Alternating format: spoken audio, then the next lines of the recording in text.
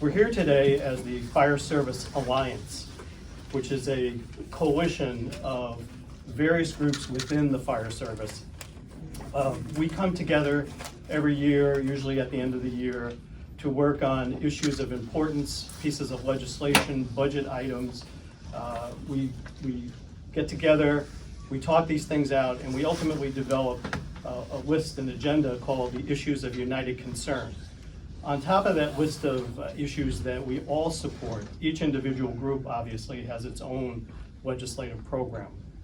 But today we're here on behalf of the Fire Service Alliance and those issues of united concern. We've been very fortunate in recent years. We work very hard to keep a dialogue going with our state legislators, not only to tell them about things that we see happening in the field, but also to listen to them, so that we can bring both the first response process and the legislative process together, ultimately to better serve the citizens of New York. In recent years, we have seen things like EMS cost recovery and the establishment of a training stipend fund. Perhaps the biggest challenge that we face in the emergency services today is bringing new people in and retaining the people we have. So these things like cost recovery, the training fund, outreach in terms of recruitment and retention are very important for us to be able to do our job properly.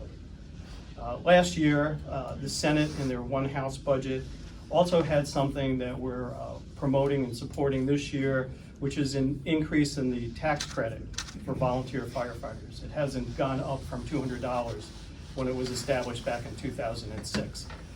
This is an important incentive, another thing that we can have in our toolbox to attract young men and women to become first responders.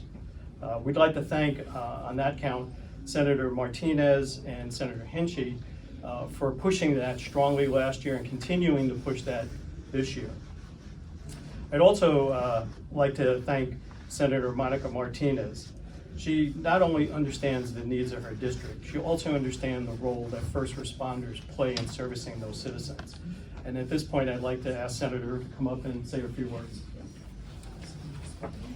Thank you. Good morning, everyone. Good morning. First, I just want to say thank you to all of our first responders here, because you really are the ones who come to our house when we are in need, and for your service, and I hope that you remain safe, and please know that you have our full support here in the state legislature. But I want to take a few moments too to also thank my colleague on the other side of the chamber, Assemblyman Thiel, for partnering up with me on this, and being chair of local government, both on the Assembly side and the Senate side. Our local authorities are the ones that we really focus on and what impact you have on an every single day basis for us. And the fact that we have not seen an increase to the tax credit is mind-boggling. It has not even met up with the inflation rate. Right now, if you were to take the $200 for the individual credit right now, if you adjust it to what it's worth in terms of the inflation rate, which is over 50%, the actual real dollar amount doesn't even come close to what it should be in 2024. So for us, it is important to get you where we need to get you. And we also heard about the retention and the recruitment. I just went to a lot of installation dinners, and it's great to see, I know, I love those. And it's great to see former students of mine. I was a teacher, and I love to see the young in there. And I love to see that. And I also love the fact that we have population of not younger, right? But to see the family that really builds in these communities, such as our fire departments, because it does become a family. You put so much time and energy in what you do, and what you do every day is selfless. You lose time with your families, you lose time with your loved ones, with your own personal lives, to put out there what you love to do best. You have other jobs that you do, so what you do on the side, this volunteer, is because you love to do it. And we love that you love to do it because you keep us safe every single day. So this is not a drill, right? And you all know that this is now the time to sound the alarm. I know I'm using a lot of puns, but it is the truth, all right? We are in an emergency situation. And if we don't fix this, it's not going to just be the loss of individuals, of recruitment and retention, but it's going to be an issue of public safety and public health. And therefore, we must do our due diligence to get this across the finish line in this budget. And as you know, as you just heard before, Senator Hinchy and I and the rest of my colleagues who are here waiting and patiently for this budget process to go through, but you are our main priority. You are my main priority. One of my districts, the fire departments have the highest call in Suffolk County. So for me, it is important to ensure that those communities not only have the individuals that are needed, but have the resources that are needed in order for you to be successful and to stay safe. So please know, thank you to the Alliance. You have my full support. However I can help and continuing to help, I am here, and let's get this done today. Well, not today, but you know what I mean.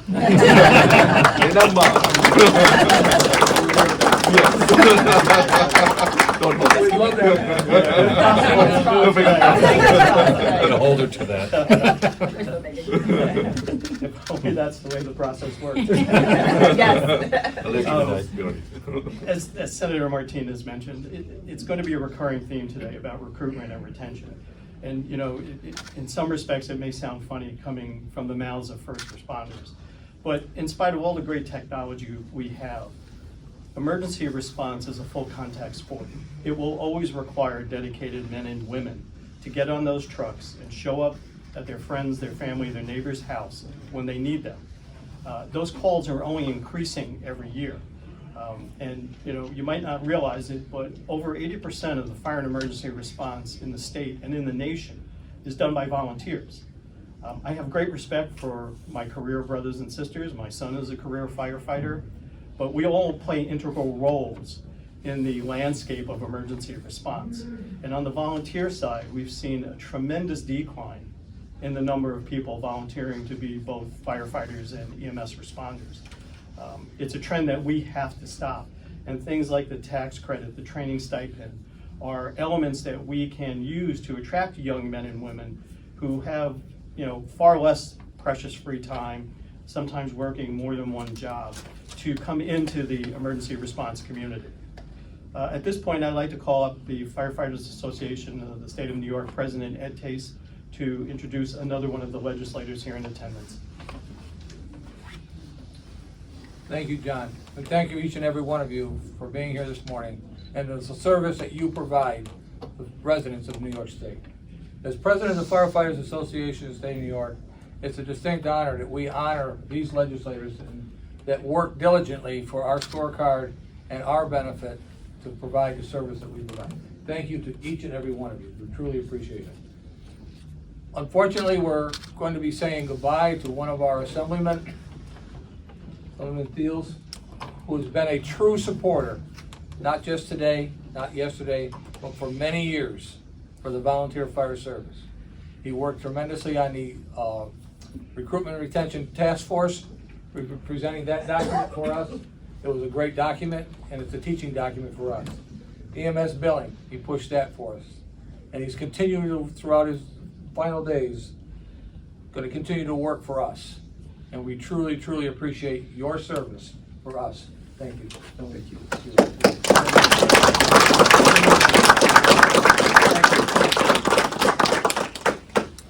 You know, when you announce your retirement, it's kind of like an out-of-body experience.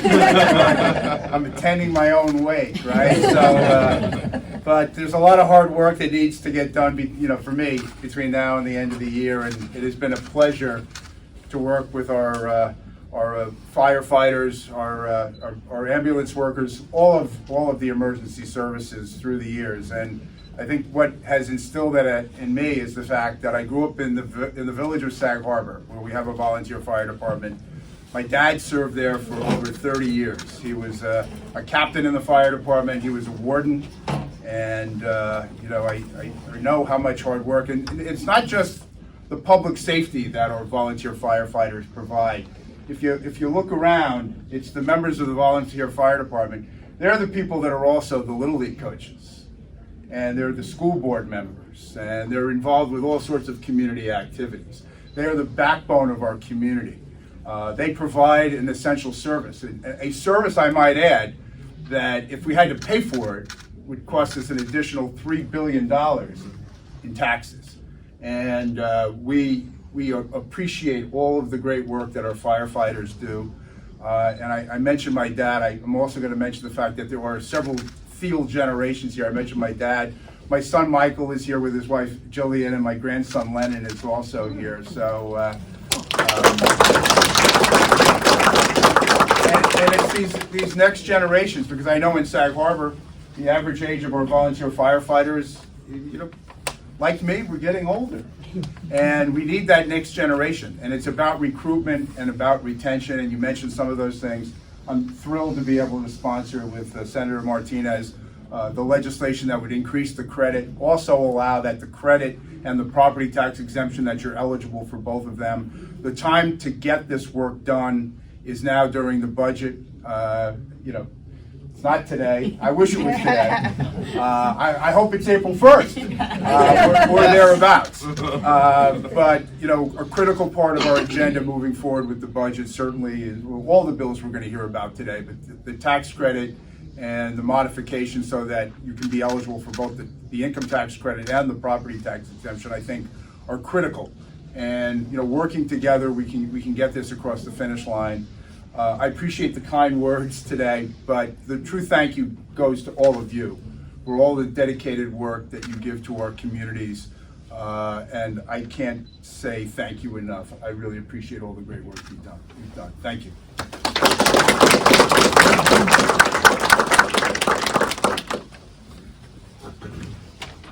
In addition to the issues of recruitment and retention, we do also occasionally respond to emergencies.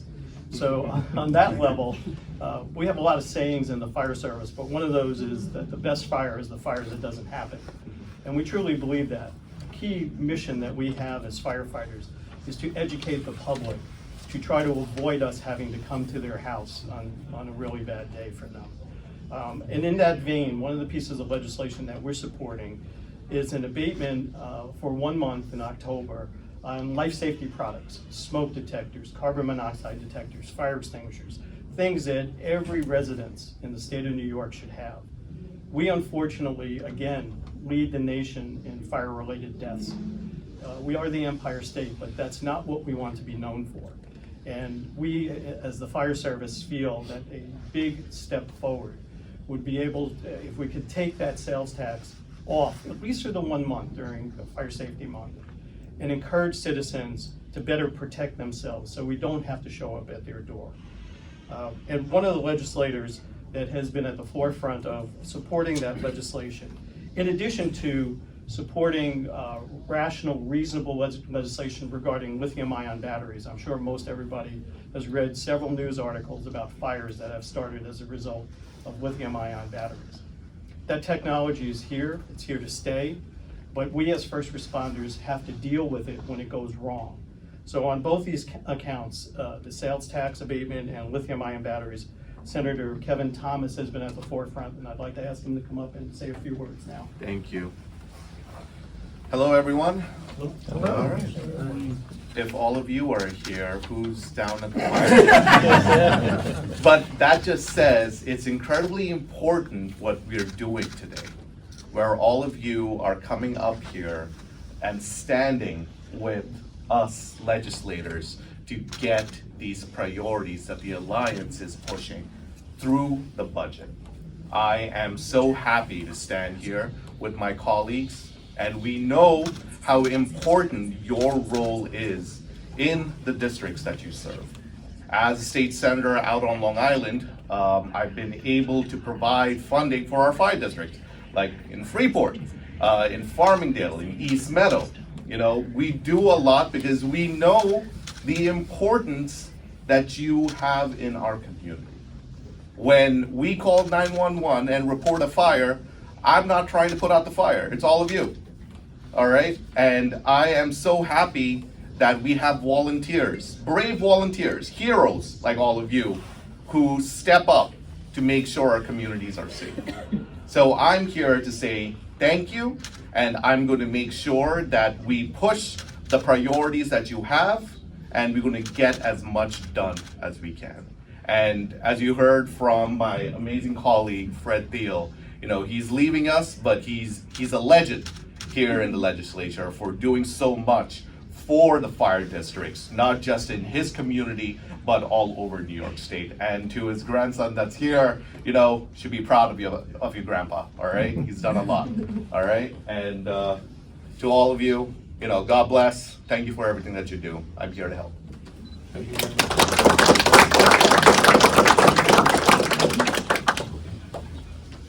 Before we get off the topic of fire safety, our next speaker, Assemblywoman Monica Wallace, unfortunately has had a few instances in her district that didn't result in the way we all would have hoped they would have. And she has been a fierce advocate to protect her constituents. She's been a fierce supporter of the fire service. And she also is championing the legislation to remove that sales tax exemption on fire safety products. So I'd like to ask her to come up now and also add a few remarks. Thank you so much. Thank you for giving me the opportunity to speak. I'm here today to, first of all, express my support for all of the bills, but also in particular for the bills I'm carrying with Senator Thomas in the Assembly. Before I do that, I just want to give a shout out thank you to President Ed Tays, who hails from my area, Western New York. Thank you for your leadership. Thank you for your advocacy. You're doing such a great job, and we really are very fortunate to have a Buffalo person championing these issues. And I want to thank all of you for really the life-saving work that you do. As has been said many times already today, you know, we do really appreciate and understand what a sacrifice it is and are incredibly grateful for the work that you do. So thank you for that, and we are all here to say we want to do whatever we can to help you recruit more people and make sure that you are safe when you're doing this job.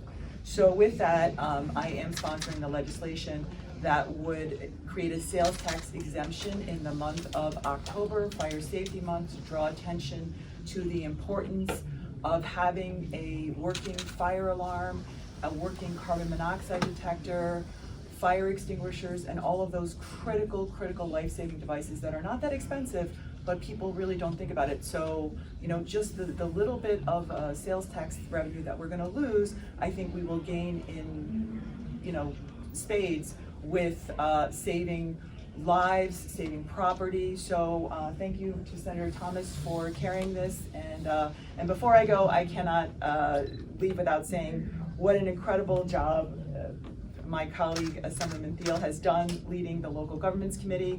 It is a tremendous loss. I know we all really, he's been an incredible mentor to all of the newer Assembly members, and I'm sad to see him go, but I'm excited for him that he's gonna move on to something else. Thank you. Thank you.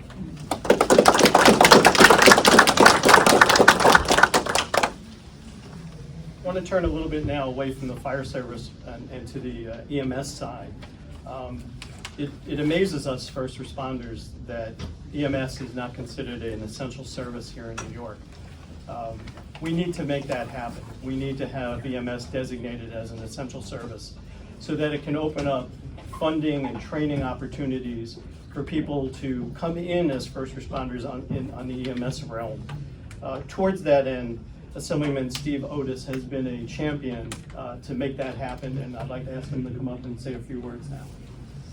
Thank you very much. And reference was made to in fire inspection or installation dinners. I just say the equipment looks great, the men and women look great, so everyone's looking good here today.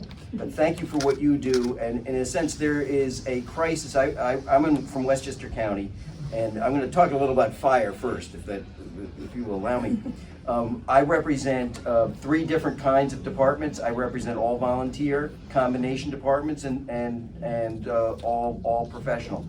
But there is a crisis in recruitment and retention, certainly a crisis and an aging out in the volunteer firefighter space. So whatever we can do with this whole package to try and make it more attractive for people to step up and do what you have done is just so important. On the EMS realm, I carry the bill with Senator Shelley Mayer, lead on the bill to make EMS an essential service, but that's a catchphrase. what the bill does is it provides in different settings around the state some of the tools to, the needs are different, the structural needs, the framework needs, how do you set these things up and make sure the service is provided. We need to be, in the legislation, reflective of the different needs that local governments have and that communities have in making this happen. That's the point of the bill. We're working with your association, but also with all the local government associations, especially NISAC, very involved in this. But we need to make sure that people in this state, where we're seeing decreased response times on EMS, that people know that there's a responsibility of government, that someone is making sure EMS is going to be there and provide service. So eager to move this legislation this year, but I am there for all these fire service issues. And to Fred Thiel, we should also say, Fred, who, your analogy about being your own weight, not a good thing. But Fred is a gentleman. Fred, we all have local government background. I was a mayor for 12 years. Fred was a supervisor. Chris Burdick over here was supervisor. Monica, you're local government, but she loves local government. But Fred, in his many roles in the assembly, has been such an effective, smart leader on issues that affect communities and fire service, local governments. He is going to be missed. He has a great way about him. He has a great sense of satire and irony as well, and so that works to keep things interesting here in Albany. So eager to work with all of you, and we're going to get it done this year. Thank you. Thank you very much.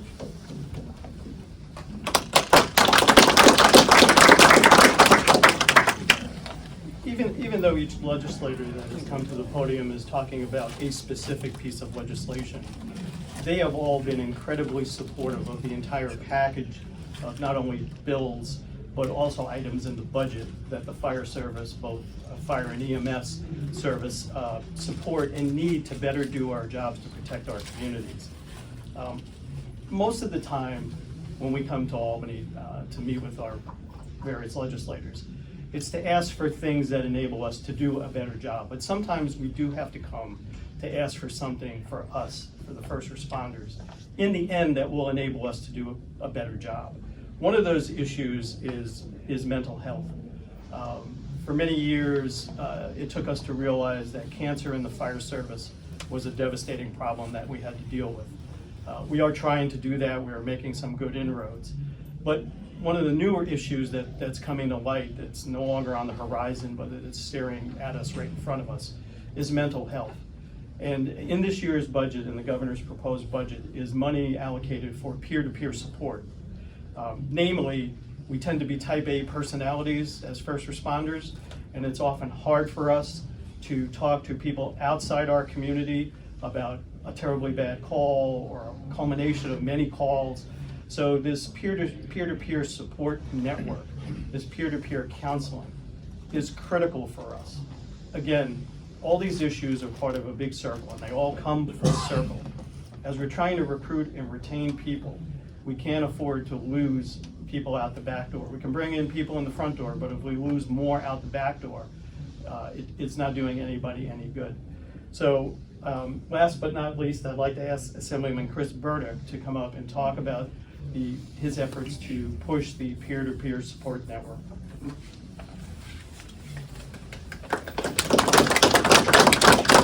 Thank you so much for that introduction. And first, I want to thank all of you for putting yourselves in harm's way almost every day in the protection of our community. And, you know, it's interesting what Fred Thiel had mentioned about if all of the services that you provide had to be paid for, it would be an additional $3 billion. Now, I'm also from Westchester, and I have a lot of people who come from the city, and they have no idea of the extent to which volunteer services are serving them. They are making an assumption that it's all paid for. They don't realize that these are volunteer services. And a lot of what I try to do is to educate them on that point. But as we were discussing, recruitment and retention is part of the whole picture. But we also need to protect those who are protecting us. And that's where the peer-to-peer program comes in. And I want to thank the governor for putting robust funding for mental health in the budget. And that's something that we're going to work off of. Because there's some $2 million that's in the budget for peer-to-peer programs.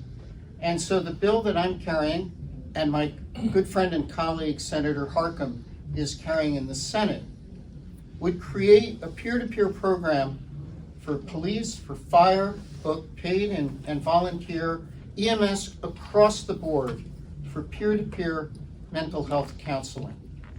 And you know, there was a 2017 study that showed that more EMS workers died by suicide than in carrying out their mission. So this is a very real problem, a very real issue, and one that we cannot wait on taking action on. I'm very pleased that Aileen Gunther is very supportive of this. She chairs the Mental Health Committee in the State Assembly, so I'm cautiously optimistic that we can get this over the finish line. Very grateful for the efforts that all of you folks have for not just this bill, but for the entire package, which I strongly support. Last word, of course, is so sad to see Fred Thiel leaving. I feel like I've only gotten to really know him because I'm only in my second term. And, you know, it wasn't that long ago that he and I were talking, and I said, you know, I should have been on your committee. And he said, would love to have you. But I guess that's before he made his plans to spend a little more time with his family. And I very much wish you the very best in retirement, and know that you're going to continue to not be retirement, but to do something more. I appreciate all your kind words, but I'm not going to put up with 3 more months of this either. Thank you very much.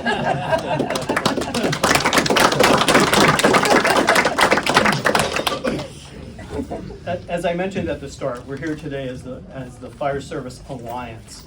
It's a coalition of various elements of the emergency response community in the state. You've heard from a number of legislators, but I'd like to take a few minutes to have the various leadership of the groups that make up the alliance come up and say a few words. First, I'd like to introduce Ed Tace. He is the president of the Firefighters Association of the State of New York, and we are a membership organization that represents the men and women who ride those vehicles and show up at your front door when you need them. Again, John, thank you very much.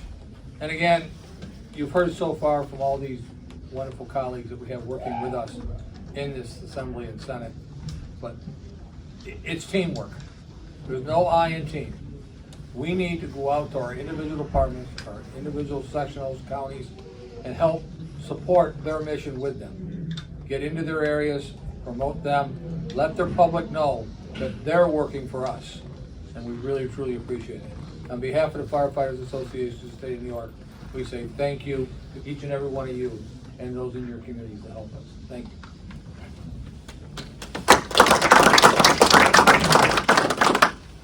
Next, I'd like to ask Don Corkery, president of the Fire District Association of the State of New York.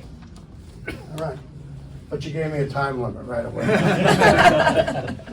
The clock is running. First of all, thank you, FASNY, and thanks for putting this on and getting us all together in what I call the land of our friends in government. You like that? Not politicians, friends in government. Yes. This man has been my friend for 34 years since I'm gonna miss those traveling out to Sag Harbor, leaving his office and going to 1 or 2 pubs on Main Street and get thrown off Billy Joel's boat. I went and got on the boat and they said, you know, that's Billy Joel's boat. And he was driving down. Should have just told me you smelled smoke. That's all. But as I said, I represent the 894 Fire District, who oversee the tax money that's given to us by the taxpayers. So I gave a speech on Long Island with FASNY's kickoff of Recruit New York, and it was the shortest speech of my life, correct? I said, you can't put out fires without firefighters. That's it in a nutshell. However, as we sit here today, I want to add something. We also need to guarantee that we have leaders in the fire service. Look at all of us up here. I'm not saying that we're old, Ed.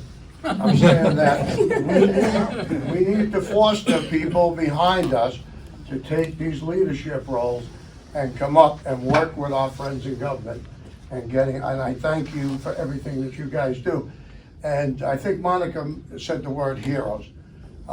We don't want to be the heroes. We want you guys to be the heroes. We want you to be the heroes. Give us what we need to fight fires and keep the public in New York safe. And you people will be the heroes, honestly. And we applaud you for that. Again, real quick, just a couple of things. It's a great thing to be here and educate. John mentioned all the things in the items of united concern, and that's great. But we need your help. As he said, we're a team with our friends in government. So when we come here and we come to your offices and we beg you, and I came up with that term, friends in government, because if I'm gonna pick your pocket for money, I might as well call you our friends. But it's a great thing, and I applaud all of you for that. And Fred, we wish you well. You have been a friend of the fire service for that many years, and please enjoy your retirement. Thank you.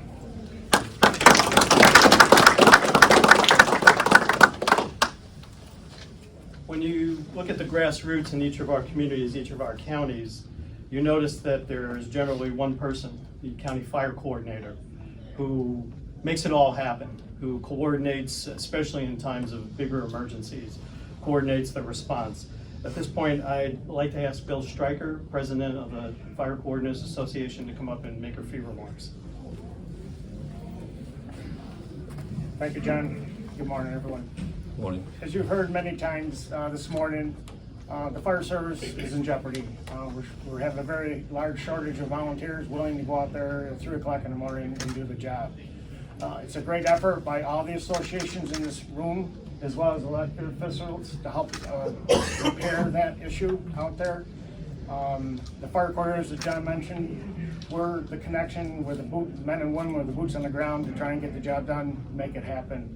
We also work very closely with our local elected officials as well to try and solve these problems and stabilize the volunteers in our communities. And again, it's been a pleasure working with everybody. We continue to do so, and hopefully we'll get over this bump in the road and be able to maintain a high level of service to our communities.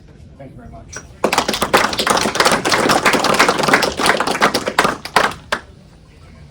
I'm happy to be able to say that the Firefighters Association in recent years has worked closer and closer with the New York State Association of Fire Chiefs on many, many issues. And at this point, I'd like to ask Rich Lyman, the second Vice President of the Fire Chiefs Association, to come up and make a few remarks. Good morning, everybody. The state chiefs, we do a lot of training, education, hands-on training throughout the state. And that's kind of our mission, is to support them for health and safety. So what you're putting forward in legislation is very important to us. One thing I have to say, Steve Otis is putting together with Senator Mayer, the EMS Essential Services. That is critical. Just like recruitment and retention for firefighters is critical, because as Senator Martinez said, public safety is very important. So these legislations are not just for firefighters, but they're to protect our public. If there's not enough firefighters, there's not enough EMS personnel, we're not going to get the job done, and people are going to suffer. And that's critical. And Chris Burdick is actually my assemblyman, and I appreciate what you're doing here to help the fire service and EMS, because it is critical that we have help for individuals that need it for mental health. So all the things that we're putting together, building, let's get the building code, the 2024 edition, passed with sprinklers. That's going to save lives. It's going to protect property. We're going to have to put out less of a fire. if those sprinklers are active, okay? The other thing we need to do is that life safety equipment. We lose 2/3 in fatal fires. 2/3 of the people that die in a fatal fire, it's because we don't have smoke detectors or they're not working. So getting that tax break, it'll be great throughout the whole year. It's, you know, reduce the cost, more people will buy it. And if we can do that through the year, that will make a big difference. So I appreciate being able to speak, and I want to thank the legislators for their support and their service to our communities, because without them, we can't get anything done in government. So thank you so much.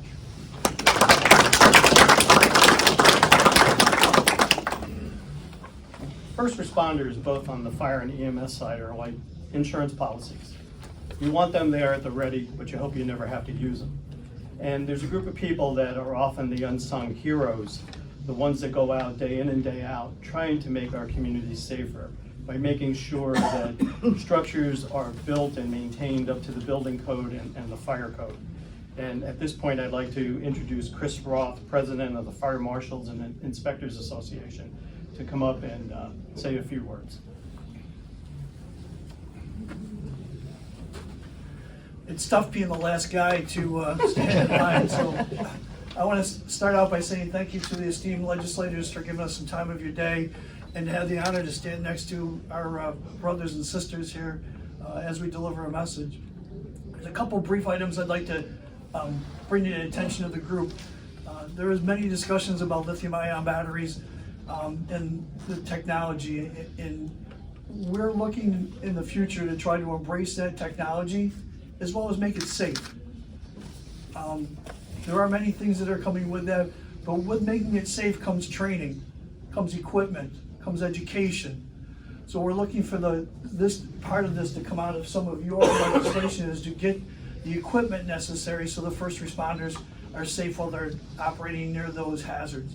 Can we educate the public? Can we get information on how to recycle them, how to put those in the proper locations?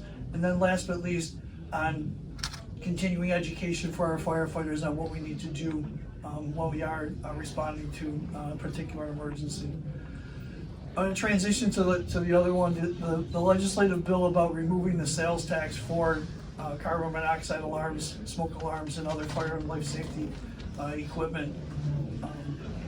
Where I'm from, we had a firefighter that passed away from an allergic bee sting, and he was a champion on handing out smoke alarms and CO alarms to the community. So when there was a fire that was in the community, he was back out there the next day canvassing the neighborhood left, right, and center to make sure that everyone had a smoke alarm, CO alarm, and any other information that was pertinent to the particular incident. Upon his passing, I started a foundation with the help of the Monroe County Fire Marshals Association to continue his hard work. To date, we've handed out over 6,000 smoke and CO alarms to the community. If the fire department responds and there is no protection available, they'll give one to you free of charge. The reason I bring this to your attention is because the sales tax portion of this is important. Because right now, prior to the pandemic, a carbon monoxide alarm was roughly $14 a unit. Right now, I'm paying at cost plus a penny, $29 a unit. If you added the sales tax to that part of it, it may make that untangible for certain demographics to get access to that life-saving equipment. So I find that component is critical for during that fire prevention month as well. So if you can support that legislation to try to get that passed, I think that'll help expand not only our footprint. I know there's many fire departments throughout the state that provide similar services, smoke and CO alarms, and provide life safety equipment. So thank you for your time, your service. Good luck on your retirement. Please call me and let me know how it goes, because I'm probably going to try to so have a safe day, everyone.